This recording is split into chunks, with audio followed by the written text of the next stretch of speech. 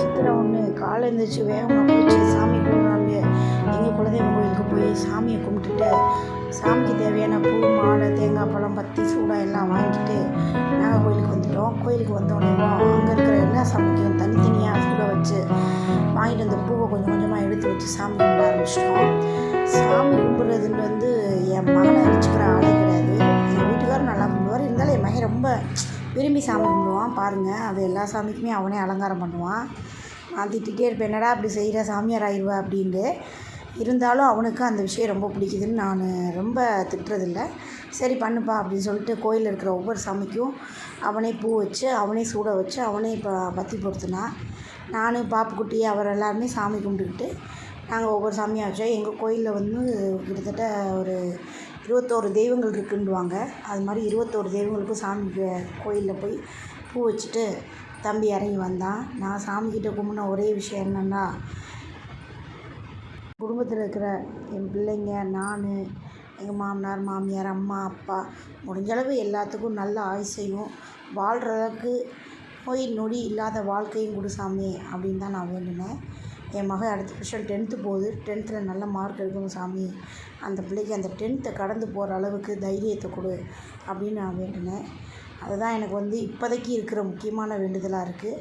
எனக்கு நோய் நொடி இல்லாத நல்ல ஆரோக்கியமான வாழ்க்கை கொடு சாமி அப்படின்னு வேண்டிட்டு அப்படியே வந்து உட்காந்தோம். உண்மையிலே கோயிலை பார்க்க ஒரு என்ன சொல்கிறது, ஒரு ஆசையாக இருந்துச்சு. அமைதியான சூழல், அமைதியான மன நிம்மதி, எல்லாமே ஒரு அமைதியாக இருக்கும். கோயிலுக்குன்னு வந்தாலே மனசில் இருக்க பாரங்கள்லாம் குறைச்சி ரொம்ப மனசு லேசான மாதிரி ஆயிடுது நண்பர்களே.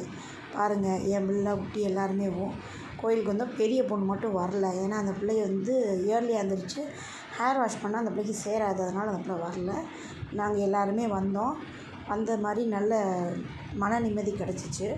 சரி, கோயிலுக்குன்னு வந்தால் பொங்கல் கொடுப்பாங்க, ஆனால் நம்ம ரொம்ப வெள்ளனா வந்துட்டோமே, பொங்கல் யாரும் வச்சுருக்காங்களா என்னன்னு நினச்சிட்டு இருந்தோம். நிறையா பேர் பொங்கல் வச்சுருந்தாங்க. நாங்கள் சரி சாமியை கும்பிட்டுட்டு தேங்காய் பழம்லாம் உடச்சிட்டு அப்புறம் கோயிலை சுற்றி பார்த்து கொஞ்சம் நேரம் உட்காருவோம், யாராவது பொங்கல் தருவாங்க அப்படின்னு நாங்களும் வெயிட் பண்ணோம். அதே மாதிரி கோயிலில் உட்காந்தோன்னே ஒருத்தவங்க பொங்கல் கொண்டு என் பையன் கையிலையும் என் கையிலையும் கொடுத்துட்டாங்க. என் பையன் வாங்கி, அம்மா நீ நினச்ச மாதிரி பொங்கல் கிடச்சிருச்சு அப்படின்னு வேகமாக சாப்பிட்டான். அவனும் சாப்பிட்டுட்டு நான் பாப்பா தம்பி எல்லோரும் சாப்பிட்டுட்டு அப்படியே பார்த்துட்டு இருந்தோம். குட்டியம்மாவுக்கு பொங்கலை ஊட்டி விட்டுட்டுருந்தேன்.